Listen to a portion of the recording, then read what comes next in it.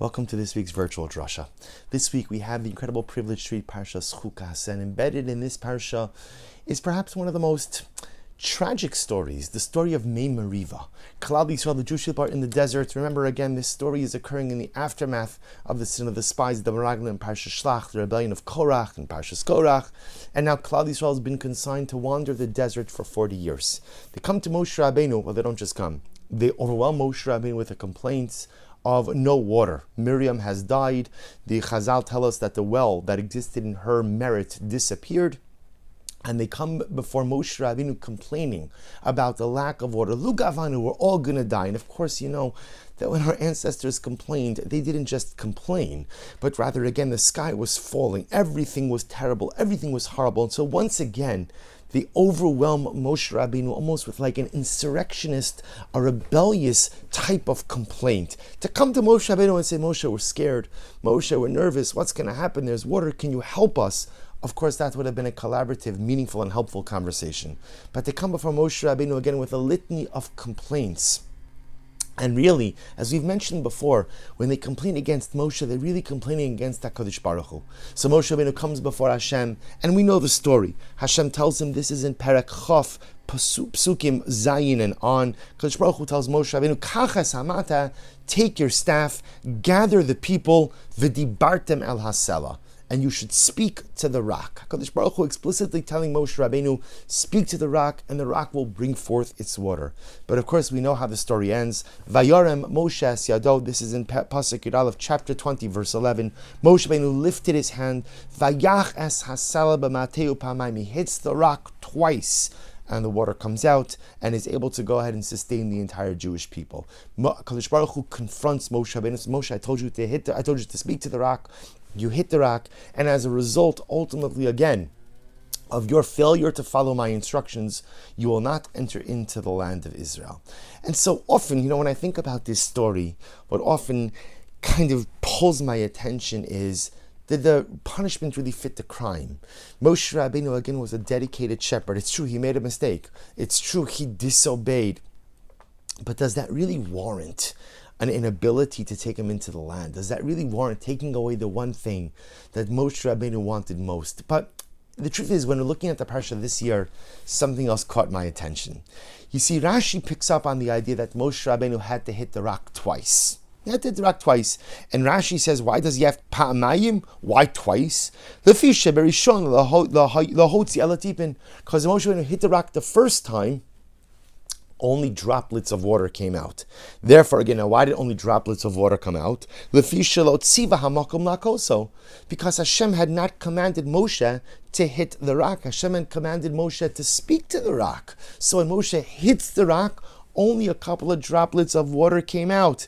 Therefore, again, Moshe Rabbeinu hits it again, and when he hits it a second time, that's when the water flows forth. And it struck me. So Moshe Rabbeinu hits the rock the first time. The rock only brought forth droplets of water. Only brought forth droplets of water, dear friends. You'll try this. You'll go outside, you'll hit a rock 1 time, 2 times, 27 times, 1,004 times. Nothing's coming out. That's not chas v'shalom, a judgment against any of us. That's just the reality. Nothing's coming out. And here Rashi says something so amazing. Moshe Rabbeinu hit the rock, and only a couple of droplets came out. So he had to hit it again in order to bring forth enough water to go ahead and sustain 3.5 million people. And it's amazing, the power of a tzaddik, the power of a holy and righteous individual. Moshe Rabbeinu, even in an act of disobedience, even in a moment when he wasn't following the Ratzon Hashem, he wasn't following the will of God, he was able to go ahead and extract water from the rock. Even when HaKadosh Baruch Hu told him, Moshe, the only way to do this is through speaking to the rock. And Moshe disobeyed, but even in his disobedience, he brought water out of the rock. And you see from here, yes, the power of the tzaddik, the power of the righteous individual, but I think on a deeper level, you see from here the power of having a relationship with Hashem. Because when you have a relationship with the Ribbon Shalom, when you have a relationship with the Master of the universe, the impossible becomes possible. The power of a relationship with Hashem is it allows us to be self-transcendent. The power of our relationship with Hashem is it allows us to go ahead and live on a different level of existence. It allows us to accomplish things that we really shouldn't be able to do. It allows us to go ahead and do things that are really beyond our reach, beyond our grasp, because our relationship with Hashem allows us to access our inner kochos, but also allows us to tap in to the dynamic power of the Ribono Shel Olam. Our relationship with Hashem allows the impossible to become possible. Our relationship with Hashem allows me to do things that I just would simply be unable to do when I go at it alone. Because Moshe Rabbeinu had a meaningful and beautiful and passionate relationship with HaKadosh Baruch Hu, even when he was defiant, even when he was disobedient, he was able to do the impossible.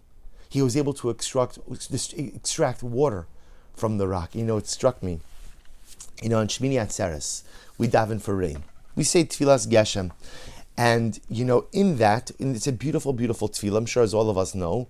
And we speak to HaKadosh Baruch Hu, we say, Zechar, Hashem, remember. And we go through remember us in the merit of Avram, in the merit of Yitzchak, in the merit of Yaakov.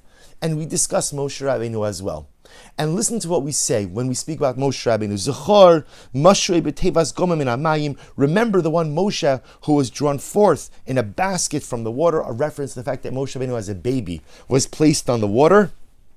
And look how that paragraph ends. Al haselahach vayetzu mayim.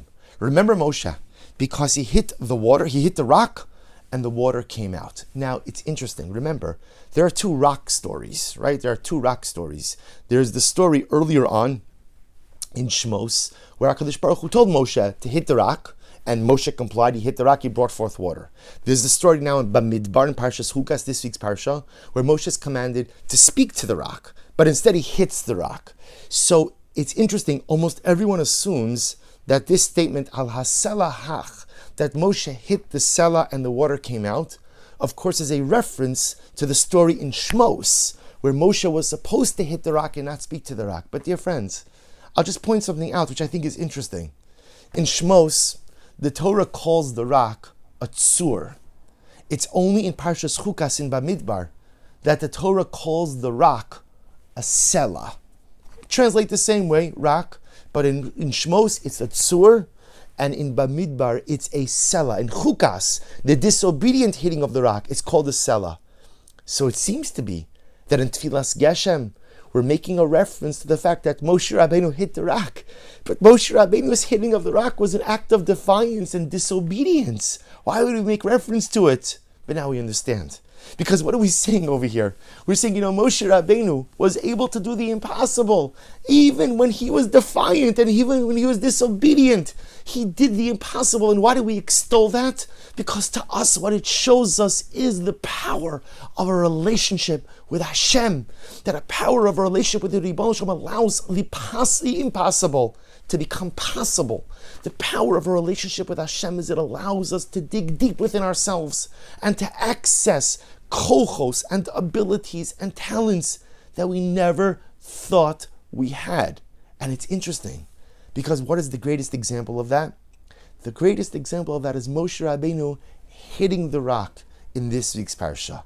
Because Moshe Rabbeinu did something that God did not want him to do. Moshe Rabbeinu made a mistake. Moshe Rabbeinu was defiant and disobedient, and yet despite all that, he got water out of the rock. And Rashi's, he had to hit it twice. He had to hit it twice because the first time he hit it, it only trickled out. He had to hit it again so it would flow out. And here Moshe Rabbeinu is the paradigmatic example of the power of a relationship with Hashem. Because it is that relationship that makes the impossible possible. It is that relationship that allows us to be self-transcended. It is that relationship that allows us to find strength and energy and abilities that we never know we had. That's the power of our relationship with Hashem. Too often in life, we think about our relationship with Hashem as a necessary component in order to avoid punishment. I want a relationship with Hashem because I don't want to get punished. I want a relationship with Hashem because I don't want to go to Gehenna. I want a relationship with Hashem because, it'll give me A, B, C, D, and E. I want parnasa, I want health, I want children, I want a shidduch, and I need a relationship with Hashem to have all of those things. Now, that's true. Everything I just said is absolute truth. I mean, those last statements are absolute truth. If our relationship with Hashem, hopefully good things will happen. If our relationship with Hashem, hopefully I'll avoid punishment in Gehenna. Absolutely. But there's something so much more profound to creating a meaningful relationship with Hashem. Each and every day we have to try to create this relationship, a meaningful relationship with God, by talking to God, by davening to HaKadosh Baruch Hu with kavanah, by setting aside time to learn, by being good to one another, by engaging in acts of chesed. All of these are the ways in which we cultivate our relationship.